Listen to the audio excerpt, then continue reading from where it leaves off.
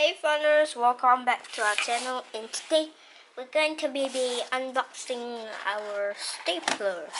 Even though it's something that most offices have, we just want to show you what's under the packaging if you have never unpackaged the stapler before.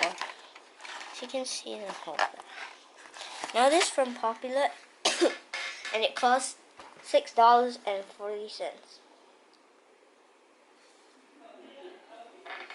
So let's get right to it, shall we? Yep, okay. So first, just see this flap here, you can just pull it out. Oh look, it's a blue colored stapler. Look, it's literally dark blue. Now the box, we can use it for our craft. This dark blue stapler, OMG. Does it come with stapler bullets? There's nothing left in the box. Let's see what inside has stapler bullets.